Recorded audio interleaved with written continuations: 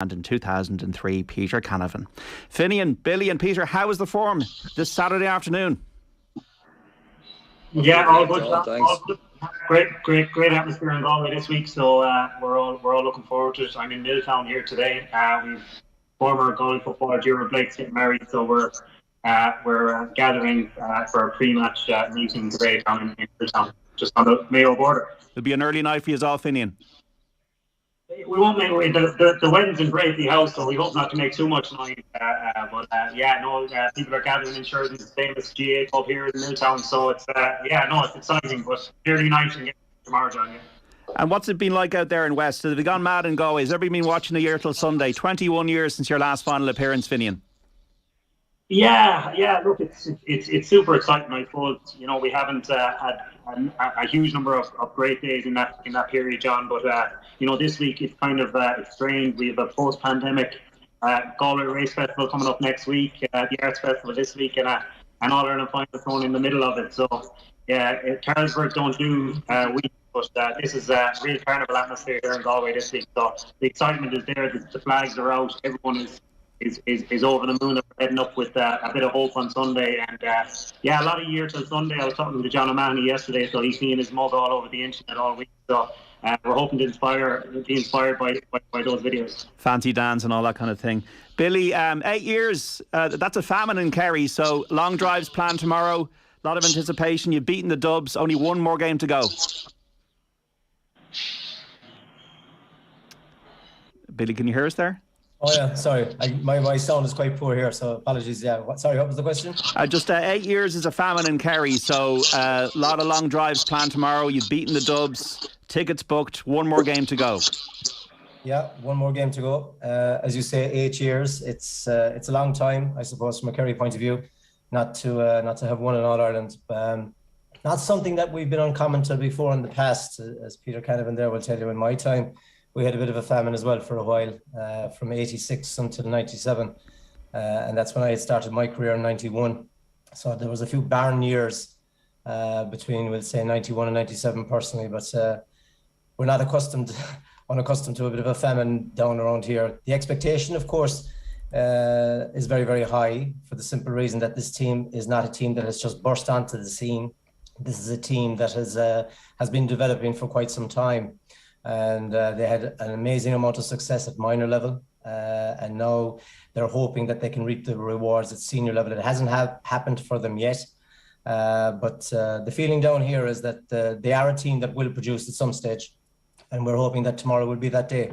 When you think about your own career, Billy, back to 97, I know obviously you got injured in the final itself, but the build-up, the parade, the rituals, you'd Paddy there, you had the expectation after 11 years. What do you remember from the time? Yeah, as you say, it was a long time since we were in All-Ireland. Prior to 97, it was 1986. So you can imagine what the atmosphere was like down around here. I mean, everybody was talking about it. I mean, they talk about football at the worst of times, I suppose, down in Kerry. But that was a fantastic time. It was a fantastic occasion. The whole county was buzzing. Everybody was supporting the team. And because it had been so long, we were seeing a new breed of supporter developing down here in Kerry. Before, Kerry people used to travel to the match and they'd turn up and head away home straight away. Now, in 97, we had seen a different breed of supporters, as I said. You had the Kerry jersey being shown off a lot more.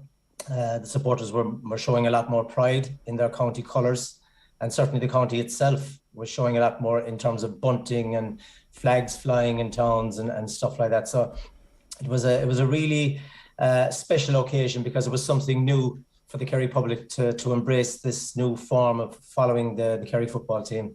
And thankfully in 97 it all went well for us under Paddy's guidance, as you mentioned earlier, and it probably kick-started which was a relatively good era for Kerry football. I mean, everybody speaks about the Kerry golden years from 75 until 86 under Mick O'Dwyer's managership. But from 97 on, we saw Kerry competing and contesting more at the latter stages of the championship, whereas prior to that, I suppose from 87 to 96, we were just hoping to win a Munster title.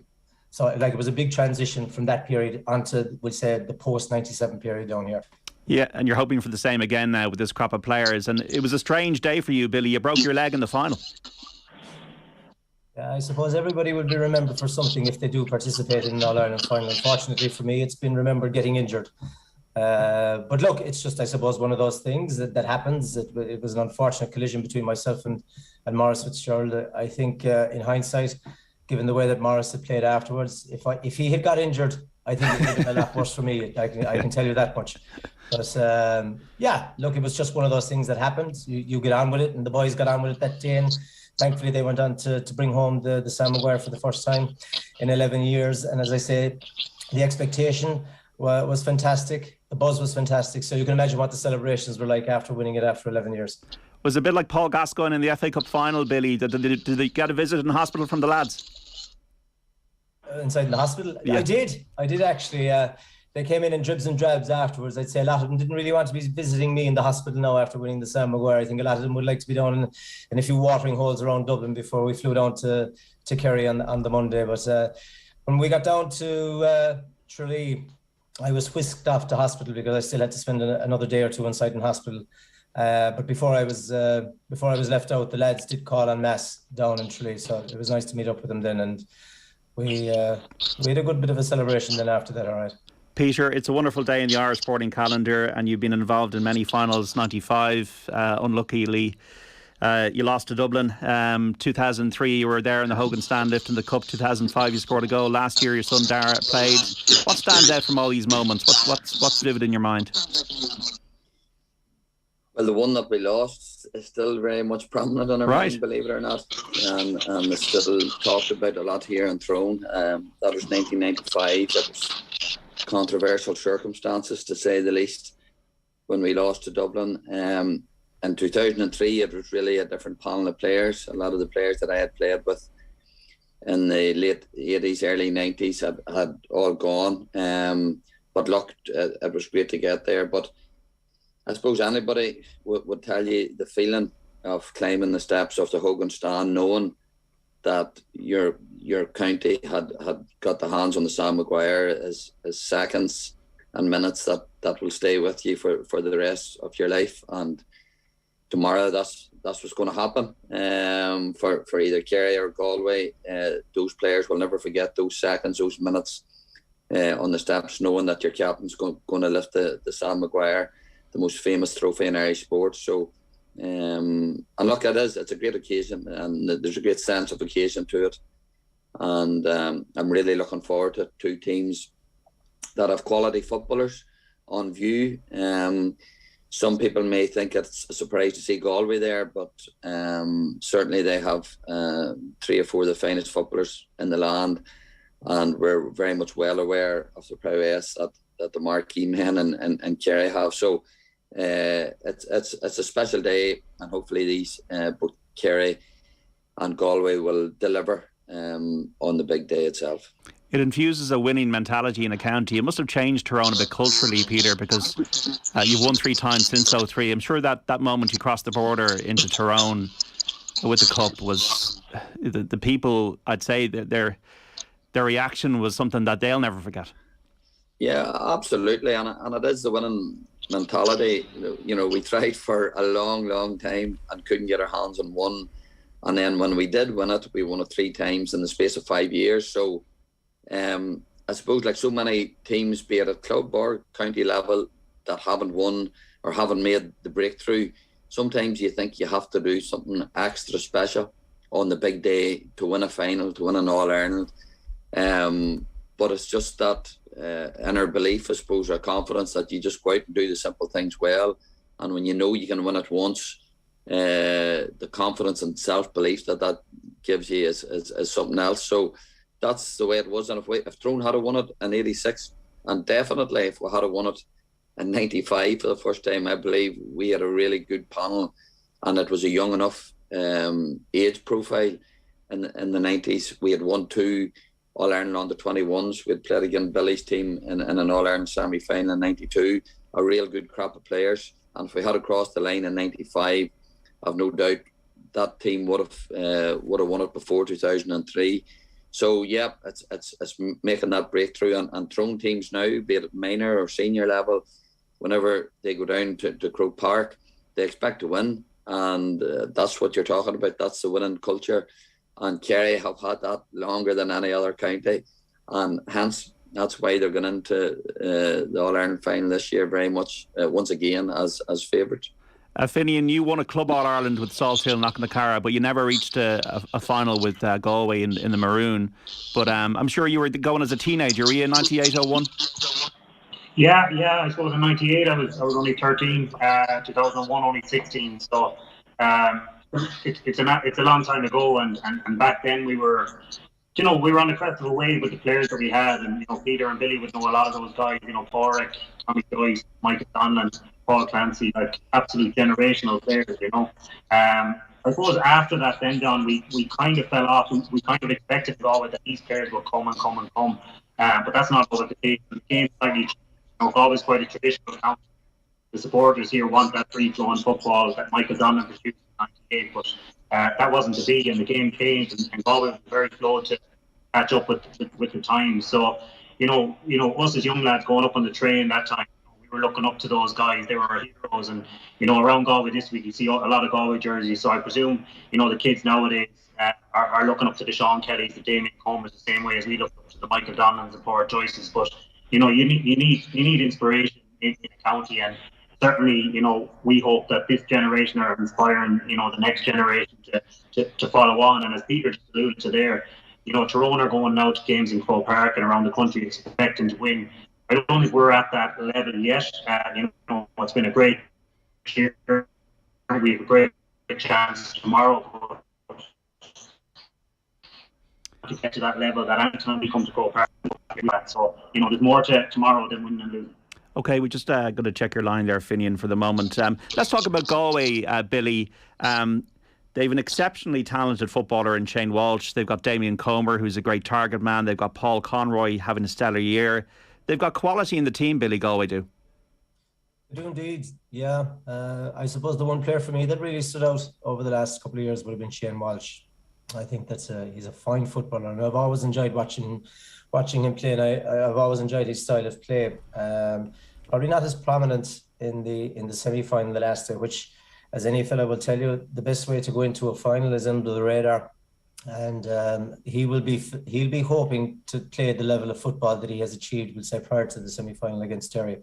He's an exceptionally good forward, very difficult to mark, and I think he'll feel himself, that he's due a big performance as well. He's a guy who's been shining for Galway, I think, for quite some time, and he'll certainly want to show what he's capable of producing on the big day. And that's when you want your marquee players to perform. It's on the big day. As anybody will tell you, semi-finals are there just to be won. It doesn't matter how you win it once you win it. And when you're in a final, that's when you can showcase your skills and showcase your abilities as a team and as an individual as well. So I would be expecting a big performance for him. But, on the flip side, you speak about Damien Comer, who's having a very good year and is probably one of the contenders for Player of the Year as well. The only thing I would say about him is that, he's got such a high profile coming into this match. Is he going to, we'll say, match that profile of his performance in the semi-final again in the final last day? And I'll go back to a player who we played against in 91, Peter Whitnell. He went into the All-Ireland final after a brilliant performance against Kerry, and he was never heard of afterwards. But I worry about some players who come into finals and with such a high profile. How do they perform? How do they react to the nerves of, we'll say, having to achieve what they've done so in the semi-final as well? So, but I would suspect that in the modern game with psychologists and everything like that he'd be well tuned and he'd be well versed before he comes into this match to make sure that he can get the best out of him as well. But it is a fine Galway side, and the fact that they're under Padraig Joyce, I think is testament as well to the side that he has, because Padraig was a fantastic footballer, as we all know, but he was a footballer. He played the game with such grace that you'd be expecting that type of football to flow in as well. Of course, he's going to have to look at the defensive side of things. He was a full forward himself and loved to play the game on an expansive manner. But when it comes to management, you have to marry both the defensive side of things and also the attacking side of things. And we've seen that side of the Galway as well. They can go defensive when they need to. And I would suspect that tomorrow they will certainly have to focus a lot on the defensive side of things, because Kerry have a lot of marquee forwards. I mean, they all speak about David Clifford, but they have other forwards as well who can contribute, and I know their record will show that as well. So, look, it's going to be an interesting battle, but it's no surprise to me that Galway have come here, because Galway were always a good footballing county, and under Padraig Joyce, when I heard that he was getting that position of manager of Galway, I knew that they were going to be a threat at some stage. Yeah, Finian, we have you back now. You played with Pádraig Joyce, obviously. What I loved about Pádraig Joyce was he said at the very start, our aim is to win the All-Ireland here. So it's from the get-go, he's set out a stall. He's a charismatic guy. He's got a good backroom team, and Galway are coming, whether it's this year or another year. Yeah, absolutely, John. I think Pádraig is he exudes confidence that he always has. Even when we played with him, he wouldn't fear any opposition, and going out in games, he'd be telling you, look, this is the way it's going to be, regardless whether you have a chance or not. So, look, he's instilled belief in this team that they can take on anyone. We've changed slightly from the all-out attack in the last while. Last year we were a bit more attack-minded, and prior to the pandemic as well. But he's brought in Cian O'Neill. He's changed up the backroom team a good bit, and you can see that team is evolving, and they're open to play whatever way is possible to win. And that's Pádraig in a nutshell. He's a winner for his club and for his county all his playing career, and he's the same now. So he's changed this year. He's probably had to take a lot hard look at where he was going in the winter time on the back of 2 difficult seasons. But I think this year we're playing, in the last couple of games, we're playing quite a defensive mould, akin to what Kevin Walsh maybe did. But look, it's all about the results at the end of the day. And Pádraig wants to win the All-Ireland with Galway, as he said. And, the man, is so confident. And Peter and Billy will know him quite well from over the years. He doesn't shy away from telling you what he thinks. And if a lad isn't going well, you're in the stand. And if you are going well, he'll tell you. So the belief is in the team. He's picked, the team we have now are really, really, dynamic. He's gone away from kind of the older style player with, cornerbacks. They can all play football. He's moved with the times, and it took Galway a while to do that. But Pádraig's really gone all out football, all defend, all attack. So on Sunday, I can see this being quite a defensive game. You've got Cian O'Neill on one side, you've got Paddy Talley on the other side. I think, the last. Yeah, okay. Peter, from a Galway perspective, what's their best game plan? Or is it the case that they kick it long? Do they bring an extra man in defence to deal with the likes of David Clifford and maybe try and ease their way into the game when things open up in the second half? Is it just a case of being conservative early doors for Galway? I think they have to, John. I don't think they have any choice, because if they say, right, and play a gung-ho type of football, which they haven't done all year, by the way, I think then you're asking for trouble when you have forwards of the potential of David Clifford and Paddy Sean O'Shea, and you've seen when Dublin left a lot of space in front of them in the first 20 minutes in the semi-final. Kerry made hay big time. So Galway all year have been playing with a double sweeper, and I think they'll do the same again. Why would they change it for Kerry? So if they can keep it tight. Look how well they've performed in those games, especially the last 2. Very slow to start against Derry, but they were still in the game. And again, Armagh, it was a cagey game. At full time, it looked as if Galway were deflated. And if you were to back anybody at that stage, it would have been Armagh. Yet they showed remarkable resilience and came out and put in a big shift again. So I think they have to keep it cagey. They have to keep themselves in the game, and inevitably it will open up somewhat in the second half, and that's their best chance to me.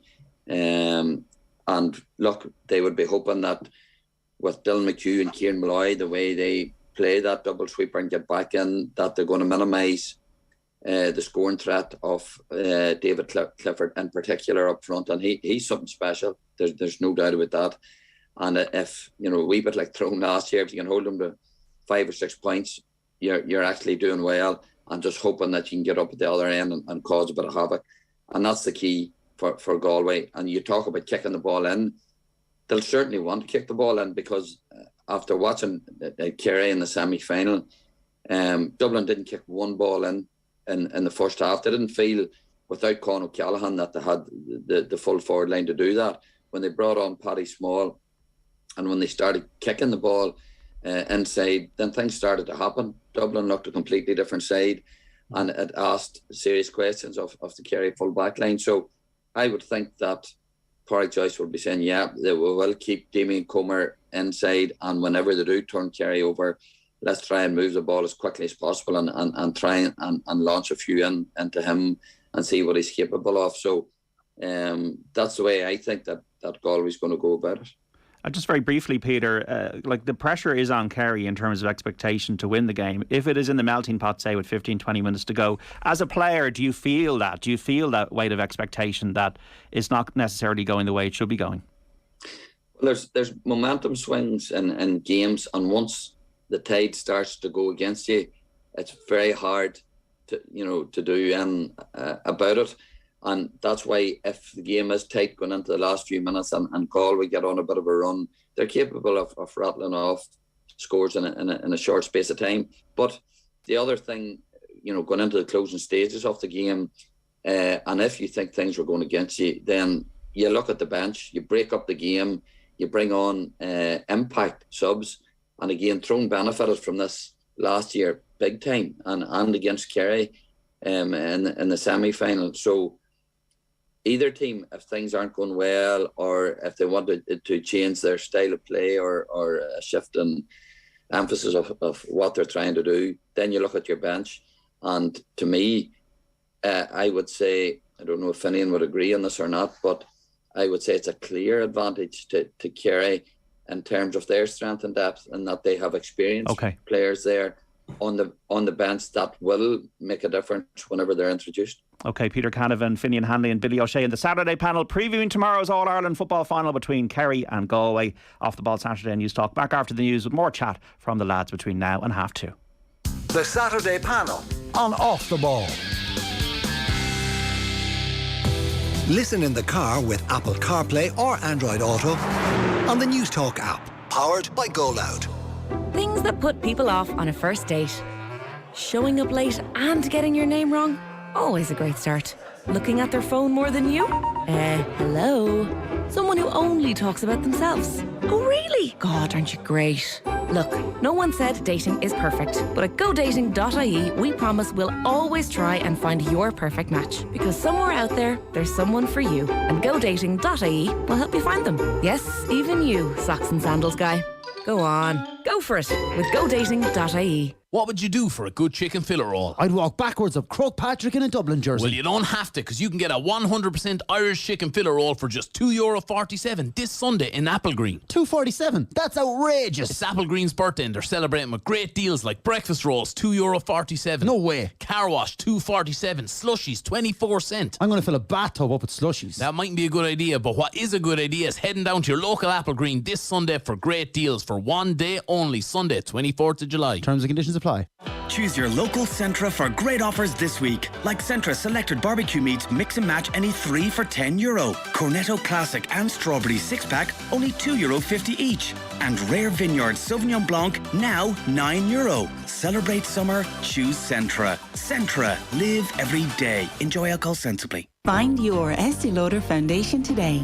Get €5 off any foundation purchase in store or online. Choose from iconic Double Wear Stay in Place with over 60 shades and 24-hour staying power. New Double Wear Sheer with vitamin E, hyaluronic acid and SPF 20, or instantly hydrating Futurist Hydro Rescue SPF 45. Confidence you can see. Get €5 off any foundation purchase in store or online. Meet your match today at your nearest Estee Lauder counter, available 21st to 26th of July while stocks last. 15,000 coolers ready to hire from HSS Hire. Get up to 50% off a range of cooling fans, air conditioners and coolers, perfect for domestic, retail and industrial use. Call us today on 1800 22 33 66. Visit hss.ie or drop into one of our branches nationwide. HSS Hire, you're better equipped. Time for an outdoor makeover? Roadstone Retail have got porcelain paving, block paving, limestone and granite, decorative gravel, walling, and everything you need to get the job done. Transform your outdoor space with Roadstone Retail. Our new displays are open to the public nationwide. Shop online or find your nearest store. Visit roadstone.ie. East Africa is being ravaged by its worst drought in decades, which means someone is dying of hunger every 48 seconds. GOAL is responding to the crisis by delivering water, food aid and other survival essentials. But we urgently need to reach more people, Please make a life-saving donation today at goal.ie. That's goal.ie. Together, we can help families on the very brink of survival, because that's what goalies do. Thank you. Beacon South Quarter, Ireland's premier interiors destination. For the widest choice of furniture for every room in your home from our interior stores, including Beau Concept, Caligaris, Cube Kitchens, Roche Boubois and Soul Lifestyle. Located beside exit 13 off the M50, visit us today. With our amazing range, you won't leave empty-handed. It's what's on the inside that counts. It's time to hit the switch on your energy supply. Make the switch to SSE Airtricity right now, and not only will you be joining Ireland's largest green energy provider, you'll also save 33% on electricity and gas. Yes, 33%. Go to sscairtricity.com today and get your 33% discount exclusively online. SSE Airtricity. This is Generation Green. EAB €2,168.23. Offer online only from the 10th of the 1st, 22. Rates valid from the 1st of the 5th, 22. Subject to change. 1 year standard unit rate for new home gas and electricity customers and direct debit and e-bill. For details of EAB, T's and C's, rates, exit fee, standing charge and green energy claims, see sscairtricity.com. Isn't it funny? You hear a phone ring, and it could be anybody. Hello? Hello? Hello? But a ringing phone just has to be answered, doesn't it? You're joking me. If your phone rings at 3 p.m. during the Moncrief show, you better answer it, as it could be the cash machine call. €36,753.21. €21,056. News Talk Summer Cash Machine. Listen in for your chance to win big. Answer the call. On 106 to 108 FM, on the News Talk app, powered by Go Loud and smart speakers. This is News Talk. It's 2 o'clock. Good afternoon. I'm Quisha Conley. The Irish Congress of Trade Unions is cautiously optimistic about the Taoiseach's plans for pension reform. Speaking in Japan, Taoiseach Micheál Martin says the state pension age will remain at 66, but workers can also work longer for a higher rate. Dr. Laura Bambrick is ICTU's Head of Policy and Employment Affairs. She says the plan appears to protect staff from forced retirement while introducing a deferral scheme for those who want to work longer. If you put off claiming your pension at 66 for a year, you will get the normal pension plus a bit extra.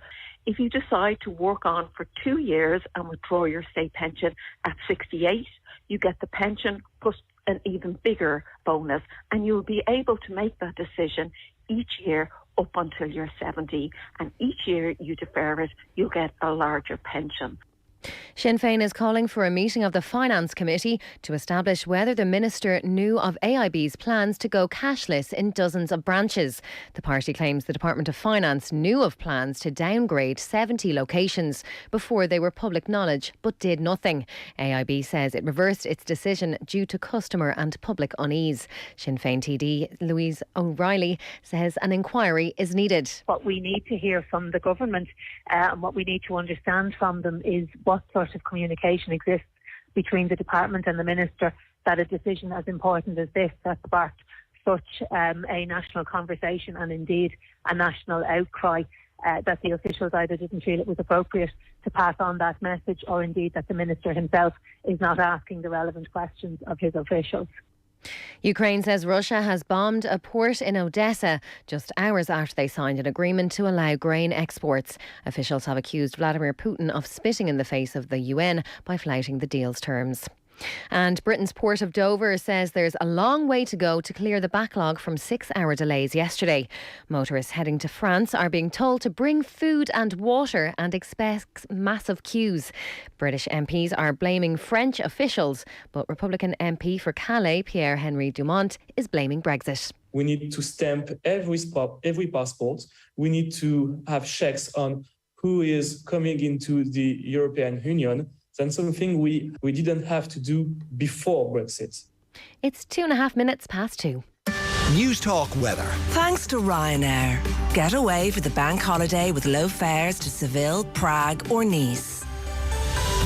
Cloudy with widespread outbreaks of rain. Some showers turning heavy or thundery this afternoon and evening, especially in Connacht and Ulster. Warm with highest temperatures of 18 to 23 degrees. And now you're up to date on News Talk.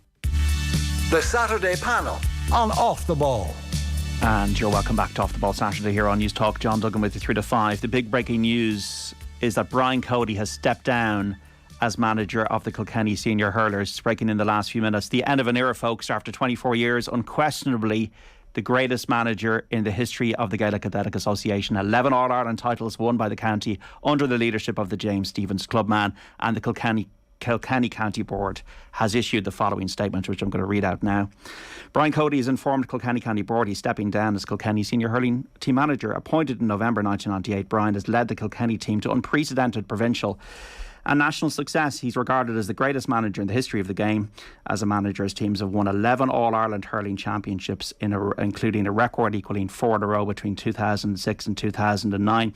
18 Leinsters, the National League 10 times, 7 Welsh Cups and a Oireachtas tournament title. In achieving all the success, Brian has created an unbreakable spirit among his players and teams, which have come to define Kilkenny hurling.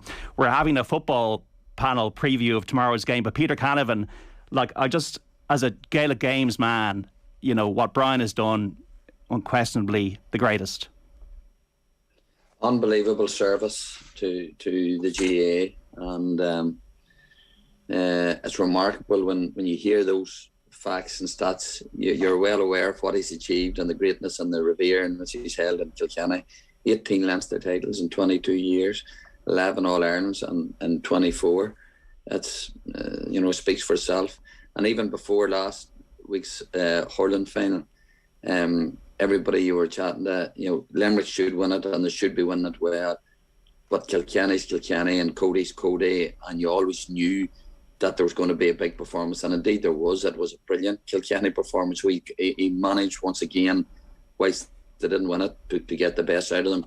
So look, absolutely, he'll go down in history. I had the privilege of meeting him on a number of occasions, and a true gentleman at all times. So big shoes to fill for somebody in Kilkenny. Yeah, I just want to add here in the statement, on behalf of Kilkenny people everywhere, Kilkenny County Board extends sincere gratitude to Brian for a lifetime of contribution to the county, the commitment and passion he's brought as a player and a manager, working tirelessly with a single aim to do what is best for Kilkenny hurling. The board would also like to acknowledge the bond Brian helped create between team management, players, county board, clubs and supporters clubs, as all work seamlessly together in preparing our teams while organising and promoting our games. We're aware of the huge debt we owe Brian for the wonderful successes and occasions we've enjoyed as we watched the teams he created play and succeed. Wherever and wherever our games are discussed in the future, Brian Cody's achievements will all be the benchmark managers will be measured by, and we wish Brian all the best in the future. And all of us here at News Talk and Off the Ball wish Brian Cody every happiness in his retirement from the game at inter-county level. He might be involved in some other aspect of the GA, but it's seismic news here for the Gaelic Games fraternity. Listeners out there, people from Kilkenny, 53106, you can text in your tributes to Brian Cody's managerial career over the last 24 years. We're going to get reaction to this big breaking news in hurling from the hurling world shortly. At the moment, we are looking ahead to the football final tomorrow with Peter Canavan, Billy O'Shea and Finian Hanley. Just in terms of tomorrow's game, Billy, from a Kerry perspective, Jack O'Connor's been involved for a quarter of a century with the Kerry footballers, and I suppose they brought him back in, Billy, to win this All-Ireland, to break this 8-year hoodoo, and it seems like he's got a good backroom team with him, with Paddy Talley and Micheál Quirk and Dermot Murphy. And the win over Dublin could be hugely psychologically important, Billy, because it takes the shackles off Kerry and it might give them the freedom to go and finish the job now. Sorry, I'm only partially hearing what you're asking me there. You're speaking about Jack and his management team. Yeah. They brought Jack in for a reason, Billy. They brought him back in for a reason to complete the job and to win this All-Ireland for the first time in 8 years. Jack from back in the late 90s, when in 1997, you were playing and he was part of the team under Paddy. What are his attributes? Well, I suppose to go back to how Jack got involved, I suppose from a Kerry point of view, Jack was a selector with Paddy with the Kerry under-21s back in 1993. And it was really Paddy who unearthed Jack. And what I liked about Jack as a selector, he'd actually train with the team. He had a great way of bonding with players. And, he integrated himself with the players as well. He made himself one of the boys, for want of a better word. And he was very good at that. And as a result, his man management skills developed from that as well. He's an interesting character, Jack. He keeps very much to himself. You'd often see in his interviews, he doesn't give much away. He'll talk, but tell you nothing. He's very good at that. And I think that's one of the attributes of a good manager as well. Tell them something, but not the truth. And I think that he's very good at that as well. But his man management skills are quite good inside there. His willingness to win is probably his greatest quality as well. He's very good in the dressing room. He's very good in talking to players. And he's got a great passion for the game as well. He loves the game of football. He eats, breathes it. And even when you are talking to him, he'll tell you that you need to take time out, and he'll tell you about he's playing a bit of golf and things like that. But he's very good in the dressing room, and he's very disciplined. He's a guy that he certainly doesn't care who you are. And I think I refer back to 2009. If you recall, Kerry dropped the Gooch and Tomas O'Shea for a breach of discipline, for want of a better word. And the boys took off after training and just drowned their sorrows when things weren't going well for them, I think. And Jack was quick to call them in, and he dropped them against Antrim in a championship match the following Sunday. So he's a guy who can make the hard decisions. He has no problems in doing that. He's a great willingness, a great drive about him as well. But he's also a very good man manager as well. And that's what you will see within the camp. He probably doesn't show it very well in public, but again, that's part of his psyche. He doesn't want to be leaving too much information out, which for me is the sign of a very good manager. Finian, as a fullback, you'd know obviously with David Clifford, the threat he poses, and maybe you just can't curb him completely, but you have to limit his contribution. What should Galway do when it comes to David Clifford tomorrow? Yeah, there's a lot of talk, John, about matchups, I suppose, and who's going to pick up Clifford. There's talk of Sean Kelly, going toe-to-toe with him. We go back to the Sigerson final, I think, a lot, but Sean didn't pick him up that day. A guy called Neil Mulcahy picked him up, and I think Sean was kind of sweeping. So, look, Galway aren't going to get overly into, we've Paddy Clifford, David Clifford and Sean O'Shea that are going to be tagged. But other than that, I think, as Peter said earlier, we're going to be quite defensive. We're going to have a lot of bodies back inside our, 65-45 area, clogging it up and trying to keep, the space to a minimum. David Clifford is going to get on the ball. It'd be interesting to see Jack, and Billy might explain more on this, but Jack is known for maybe a small curveball. He might, we saw times past where players start in different positions. Will David Clifford maybe start out the pitch a little bit with Sean O'Shea or Paul Ganey inside, just to kind of change the mindset of Porrick and his team early doors? But I personally think Liam Silk is our best man marker to pick up David Clifford, with maybe Kieran Malloy, his clubmate, in front, sweeping in front. The only issue with that is it leaves someone else free, and when you've Stephen O'Brien, you've Paddy Clifford, Jeremy O'Connor and guys like that, you can't leave those guys free, or David Moran even. So, look, Kerry have an abundance of attacking talent, but if you stop David Clifford, keep him to 2 or 3 points, then you have a chance. I think Darren Moynihan as well, John, is a big loss for Kerry. I heard he got injured during the week. He poses a huge threat. Obviously, tagging players going back, but he can chip up. He kicked a super score the last day. So, whilst a lot of it's about Clifford, they have an abundance of attacking talent and a bench, as Peter says as well. So, I do think Liam Silk is our best man to pick up David Clifford, with probably a Kieran Malloy, his clubmate, sweeping around in front. But it's very hard to keep him below 4 or 5 points, given his talent. His talent is absolutely massive, and he's done it in the worst of conditions. So, a bit of rain might help as well. Is there anything you can do psychologically to upset his rhythm? Is there much talking between a full-back and a full forward in these situations, or is it just a case of it's a footballing situation? Yeah, well, I suppose we go back to the Porrick O'Hora David Clifford marriage in the league final. It wasn't there was, allegedly there was a good bit of talking going on that day, but Clifford still put on an absolute exhibition of football that day. I suppose you don't, in fairness to O'Hora, there was a lot of space, but I think you can say what you want to this guy, and the likes of Peter and these generational players. I think they like a bit of that because it kind of, you know, the next score they get, it kind of shows it, you know, I'll do it on the scoreboard, I can take a bit of abuse. But I don't think we have those type of players in our team. You know, we've lost a lot of that. You know, Owen Kern and these guys who played under Kevin were a bit more up the dog, whereas we have a lot of footballers now. So, you know, we have to trust the system, and I think, you know, the likes of Sean Kelly, if we can get Sean early doors going forward on a run and maybe setting up a score, that will get the crowd going, because that's his best attribute. I don't think standing in and dogging and maybe talking to a Paudie Clifford or a Paul Ganey is, we're going to, you know, because these guys are really, really good players. So the best thing to do is if we can get 14 or 15 behind the ball, turn it over and make them think about us going the other way. I think that's maybe our best form of defence on Sunday. Peter, will it be a case of more of the same with Kerry, you know, breaking at speed, turning the ball over, using kick passing into these quality forwards and using this much improved defensive system to have a platform to attack this Galway backline? Well, they will want to kick the ball, John. There's no doubt about that. But they're a smart team. They're not going to kick the ball inside if Galway's sitting with two sweepers in front of David Clifford. So they may well carry it, but it's their natural instinct. You look at David Moran, fabulous player. First 5 possessions he had in the semi-final again Dublin, he kicked them all. I think of the 18 possessions he had, he was taken off after 15 minutes. I counted that he kicked 12 of them. Now in the modern game, that's unheard of for a midfielder to kick that amount of possession. So he wants to do that, and Kerry like to move the ball as quickly as possible. And that brings us back round to kickouts, and it's been mentioned there so far.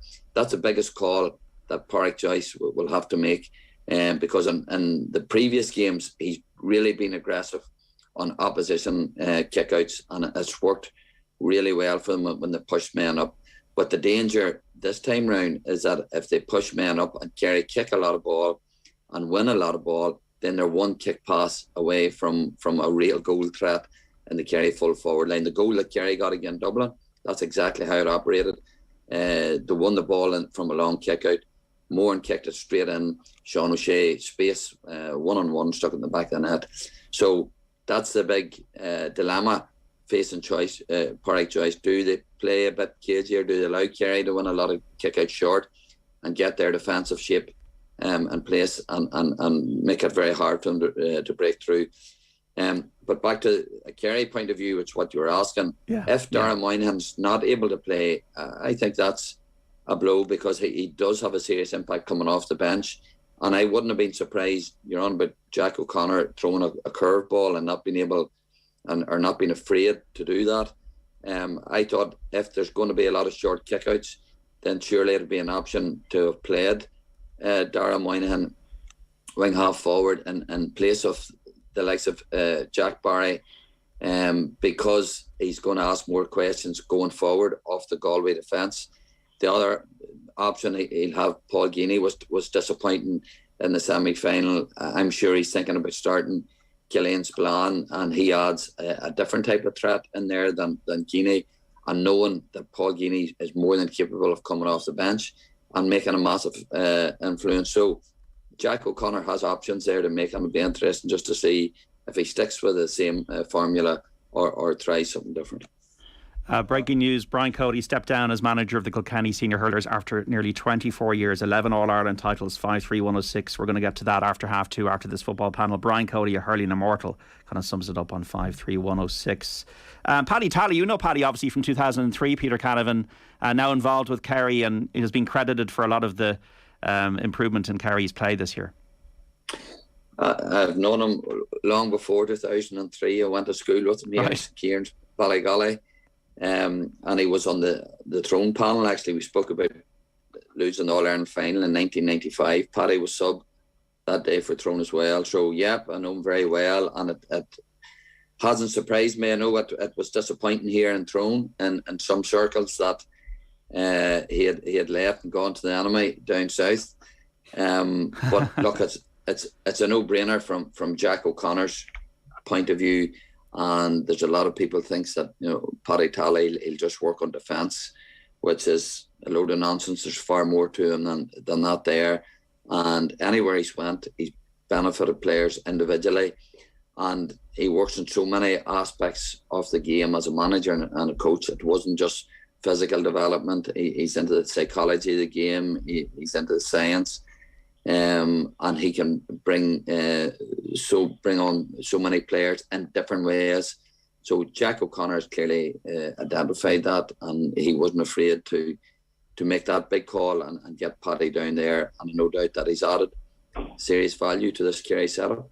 And Finian, you have Cian O'Neill there and Bernard Dunn in the backroom team with Galway, and Cian was involved in Kerry in 2014 when they won the All-Ireland. He's been involved with the Tipperary Hurlers winning All-Ireland. He was involved at Mayo at a final. He was involved with Cork when they beat Kerry, so he brings a wealth of experience. Yeah, he does, definitely. I suppose there's a big mental battle between both coaches. Paddy Tally was with Galway in 18, so he'll know a lot of those guys.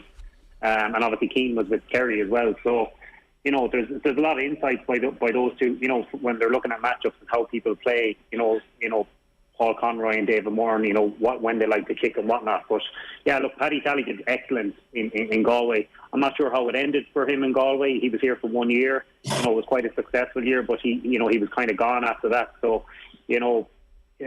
both traditional counties, footballing counties as they were, are now, playing this counter-attacking style, which is interesting, So, look, they both bring a wealth of experience. They're both hugely successful. So, they'll be really, really up for this on Sunday as well. And I think they're going to have to look at maybe doing something a little bit different. Both teams will be cagey at the start. It'll be very, very tight. But, as Peter says, is there that long ball into a Gainey or into a Clifford or into a Damien Comer that's going to open this game up, in the 45th, 50th minute, and whichever team can do that, if it's quite tight, level maybe, then I think whatever team can do that is going to go on and win it. But that will be what those coaches will have maybe worked on this week to find that X factor. Peter was kind of talking just before 2 o'clock about the Galway bench. Are you a bit worried about that, Finian? Like 1 point from 3 outings? Yeah, to be honest, John, I am. I suppose it's kind of well documented. We've lost a lot of players over the last year. Players have moved away from different reasons that were there for years. Gary O'Donnell and Gary Bradshaw retired. So it's a really, really new crop. And a lot of the players that we have, aren't really, impact players on the scoreboard. They're more, runners and utility players. Finian O'Lee could start at the weekend. He's been going well. He's a really, really good runner. He's come on. He's contributed in every game. He can kick a score as well. But outside of that, we've got Cathal Sweeney, Billy Mannion. They're all kind of, fish, really, really strong runners of the ball.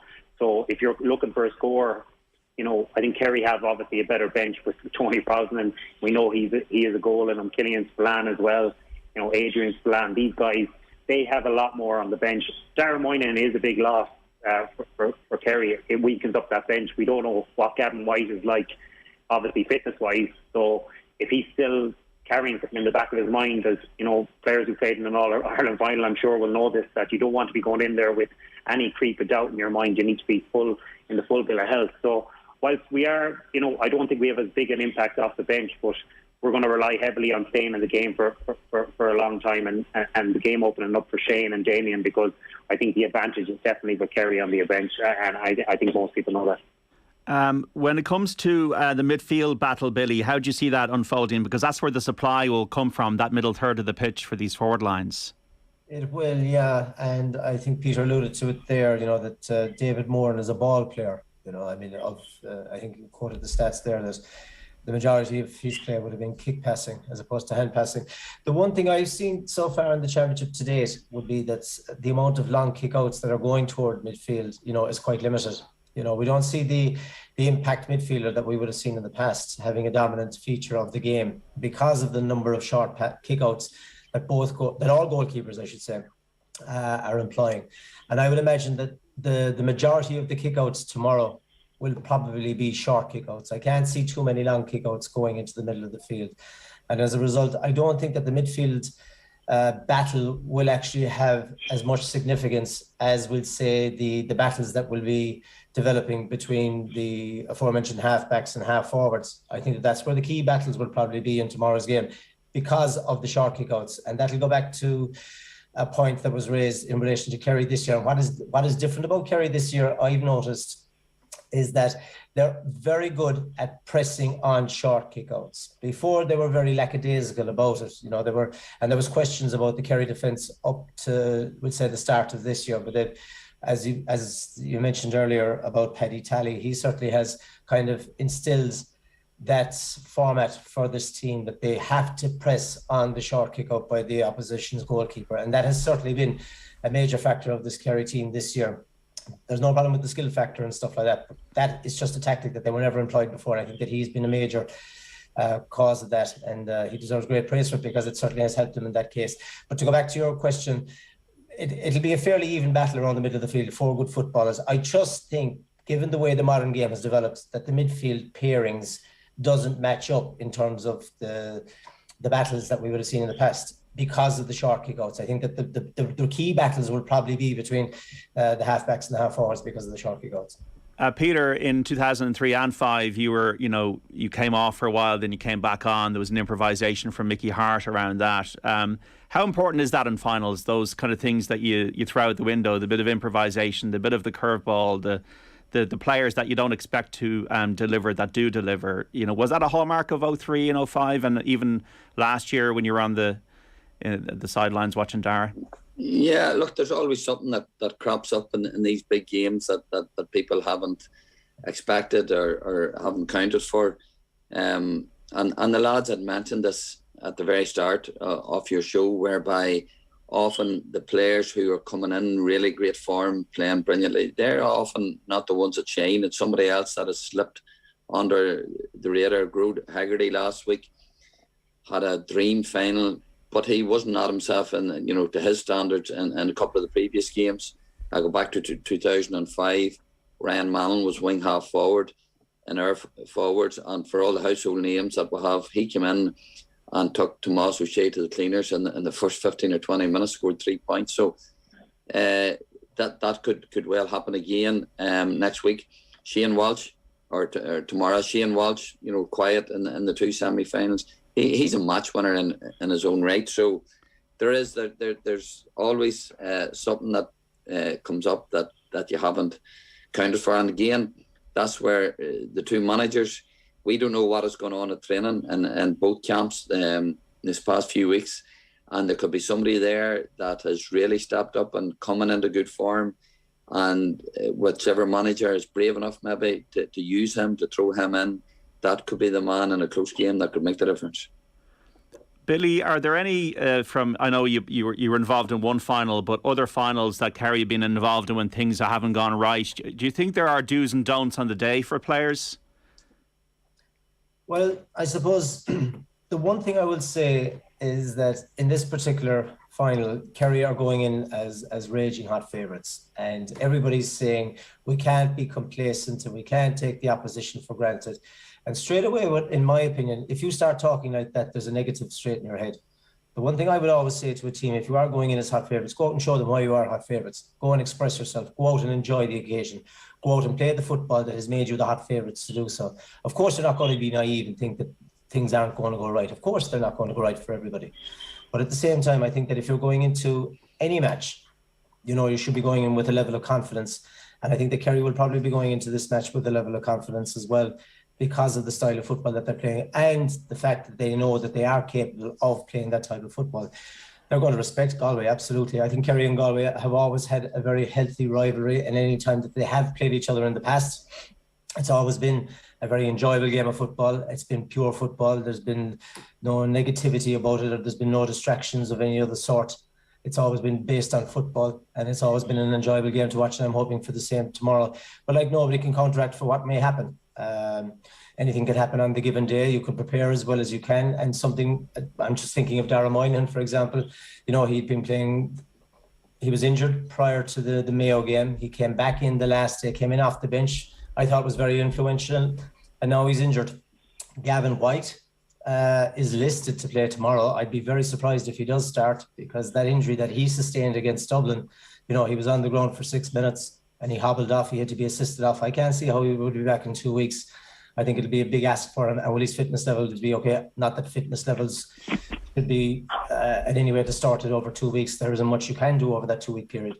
But like there's still a serious amount of questions. Does Paul Geaney play the type of game he played the last day? Peter alluded to it there. You know, would he start? He said he may start Killian Spillane ahead of Geaney. Personally, I wouldn't. I think that Geaney has a lot to offer, and he's better off starting rather than being brought off the bench. I think that Killian Spillane has offered an awful lot since he has come off the bench. And we look back at 2019 when he got that goal when he came off the bench against Dublin, and he has been used as an impact sub, I suppose, since then. But look, Kerry will go in as raging hot favourites, no doubt. But I would always try and eliminate that aspect of, we'll say, you know, worrying about the opposition. You should focus on your own ability first. And I think that's what Kerry do, and that's what Jack O'Connor will bring to the table.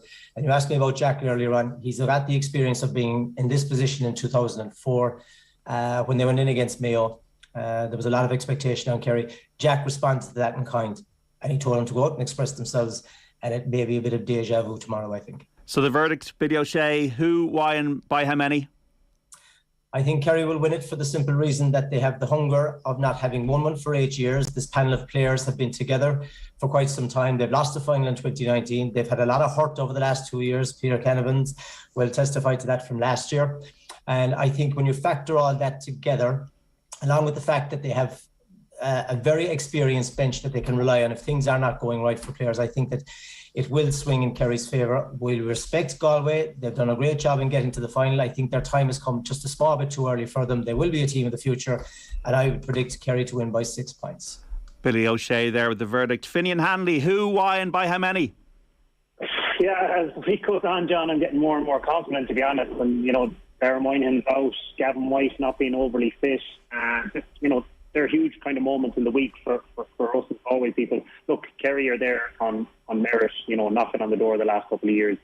You know, if they do get over Sunday, they will go on and possibly win 3 or 4 more. But I think there's huge expectation on Kerry. I think there's as big a pressure on a team that there has been in a long time in the GAA because of what has gone on the last couple of years. And with Dublin out, you know, beating Dublin, there's huge pressure. And if they don't win, you know, there's going to be repercussions for everyone in Kerry because they're so passionate about their sport. I think we're going in with a shot at nothing.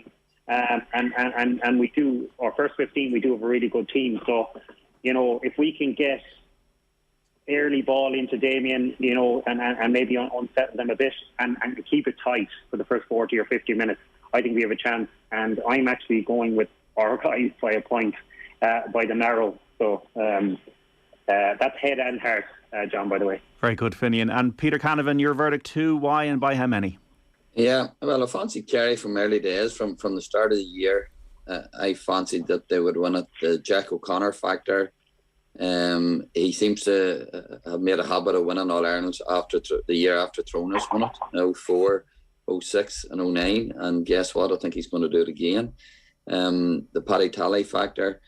The David Clifford factor. He's the best player that's playing Gaelic football at the minute. Maybe the best player that has ever played it. So you can't shy away from that fact. But a wee bit like Finian, the longer the week has went on, and I've got a chance to look at some of those old games, old finals that Galway played in. Whatever it is about Galway, be it county or club teams, they tend to produce big performances in All-Ireland finals and in Croke Park. And I think they will produce a big one. But a bit like Kilkenny last week, I think they'll just come a bit short. Kerry have too much on the bench. And I don't think it'll be straightforward, but Kerry by 2 or 3 points. Okay, Peter Canavan, Billy O'Shea, Finian Hanley, thanks so much for coming on, previewing the football final tomorrow. May the best team win. And enjoy the game, folks. Look, John. Pleasure, Thanks, lads. John. Cheers, guys.